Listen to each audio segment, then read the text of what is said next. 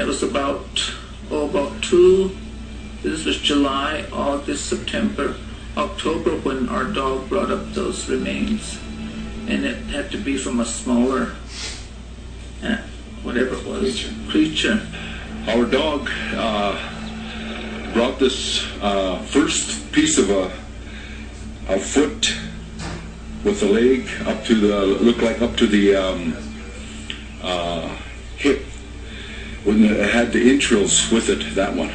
And that was taken by the Fish and Game.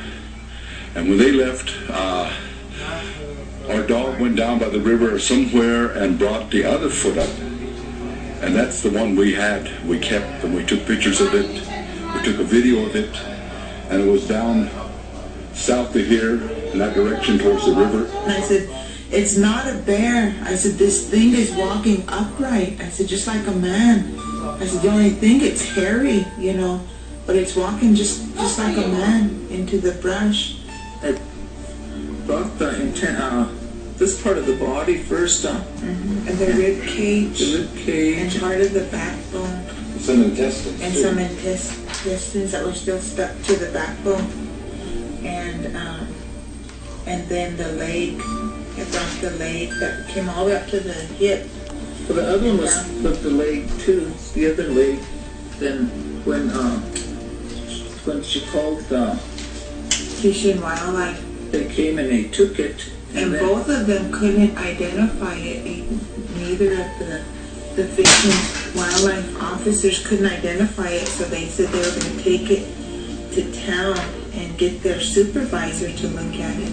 We had it in our freezer for a while, but we finally took it out of there, and just north of here a little ways, about maybe 30, 40 feet, somewhere in there, I dug a hole and I put the leg and I wrapped it up in plastic and I put it in there. And we tried to locate it, but we couldn't find it. Either an animal dug it up and took it, or it's still there in the ground someplace and we just haven't been able to locate it. What really amazed me was it had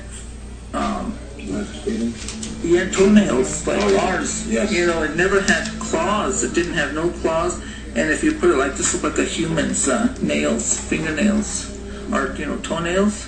Did you see that there was still meat on it, and you could still see the hair? Okay. Did any of the people take it for analysis to analyze the hair samples, do DNA? And I took some down to the College of Great Falls, and they never knew what it was. So I don't know if they still have. Couldn't identify.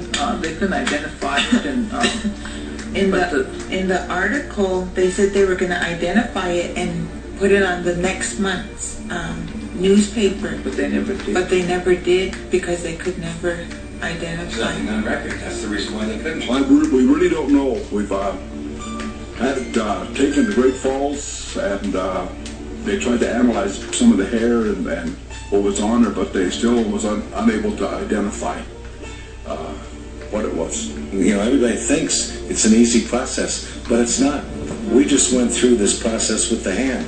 I went to 5 genetics DNA companies. 4 of them wouldn't touch it because of the controversial matter. The 5th, we were lucky to.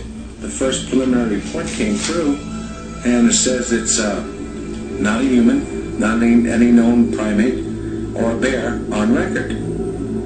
So what they're actually saying is there's nothing that they can equate it to, just like they did with the foot and the leg.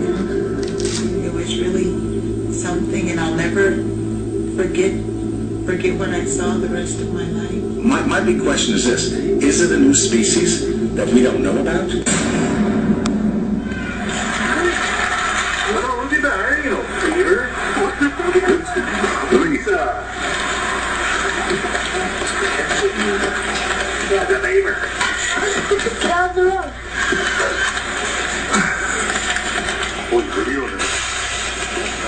That's so bad. There's its knee right there. Yeah, it's there by his hand. When he dies, he don't get away. Up there by his hand is the hip joint, hip sock, and there's the knee, and then there's the ankle part, that's the foot, that's the heel right back there. Oh, what happened to it? Oh, there it is. It's a beaver, that one big as his sock. How about a little bit? How far forward can I go? How far forward can a knee go? Oh yeah. Look out a little bit. Stand up. Stand up. Watch this cushion. Watch. Watch this cushion. This is a good upright. Oh, Dad, That's what it looks like. Show us top parts. You've got. Yeah, it's tiny. have you ever Brown hair, kind of brownish, reddish hair. Yeah.